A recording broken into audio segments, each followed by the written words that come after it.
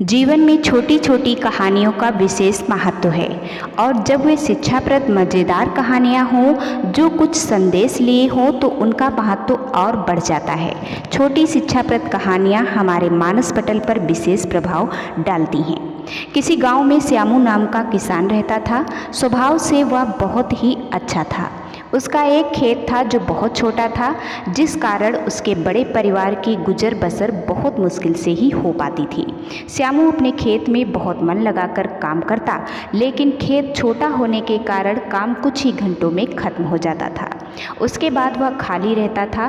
काम के बाद का खाली समय श्यामू को बिताना भारी पड़ता था। इसलिए उसने एक दिन सोचा कि क्यों ना इस खाली समय में गांव के ही सेठ जी के खेत पर मजदूरी कर लिया जाए। इससे खाली समय भी कट जाएगा और घर में पैसे की कमी भी कुछ दूर हो जाएगी। गांव के सेठ जी बड़े भले इंसान थे। श्यामू जब उनसे काम मांगने गया तो सेठ जी ने कहा, तुम्हें मेरे खेत पर मजदूरी करने की ज़रूरत नहीं है। आज से मैं पूरे खेत की जिम्मेदारी तुमको देता हूँ।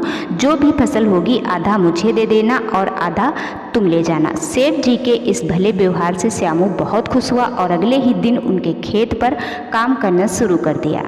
वह प्रतिदिन सुबह सबसे पहले अपने खेत का काम खत्म करता और फिर सेठ जी के खेत में काम करने चला जाता। एक दिन दोपहर को जब श्यामू सेठ जी के खेत में हल चला रहा था, उसी वक्त उसका पैर किसी सख्त चीज से टकराया। जब उसने मिट्टी हटाकर देखा तो वहाँ पर मिट्टी से बना एक छोटा मटका था, जिसके ऊपर लाल कपड़ा बंधा हुआ था। श्यामू पहले तो थोड़ा डर गया, लेकिन फिर भी उसने थोड़ा साहस करते हुए मटके पर बंधा कपड़ा हटाया। जैसे ही उसने मटके के अंदर देखा, उसके आश्चर्य का ठिकाना ना रहा। उसमें सोने के कई आभूषण थे। श्यामू को समझ ही नहीं आ रहा था कि वह इन कीमती आभूषणों का क्या करे। एक और वह सोचता, इसे किसी सुनार को बेचकर अपने घर की पैसे की कमी हमेशा के लिए खत्म कर देता हूँ। वही दूसरे ही पल सोचना कि यह ज़मीन सेठ जी की है, ये उन्हें ही सौंपना उचित होगा। काफ़ी देर तक उलझन में पड़े रहने के बाद वह अंत में सेठ जी के घर गया। उसने सेठ जी को सारी कहानी बताकर मटका उन्हीं के सामने रख दिया। मिट्टी का वह मटका देखकर सेठ जी उसे पहचान गए और बोले, ये मेरी दादी के आभूषण हैं। मैं कई वर्षों से इसे खोजने की कोशिश कर रहा था। मुझे पता नहीं था कि ये कहाँ गड़े हुए हैं। इन्हें अचानक खोजकर तुमने बहुत बड़ा उपकार किया है। तुम्हें इस काम के लिए कोई बड़ा इनाम तो मिलना ही चाहिए। सेठ जी, मुझे आपने अपने खेत पर काम दिया, यही बहुत है। अब मुझे कोई इनाम नहीं चाहिए। श्यामू जी ने सेठ से हाथ जोड़कर आग्रह किया।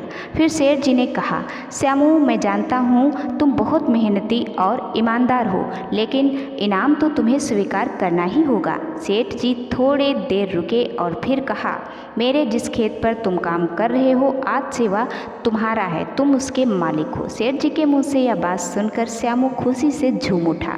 उसकी आंखों में खुशी के आंसू थे। वह मन ही मन सोच रहा था कि यदि वह लालच में पड़कर अपनी ईमानदारी को भूल जाता तो उसे इतना बड़ा इनाम नहीं मिलता। ईमानदारी सबसे अच्छी नीति है। थोड़े से लालच के लिए किसी के साथ बेईमानी नहीं करनी चाहिए, ऐसा भगवान श्री कृष्ण जी कहते हैं। आई होप आज का वीडियो अच्छा लगा है। यदि अच्छा लगा है तो channel subscribe, video like share जरूर कीजिए।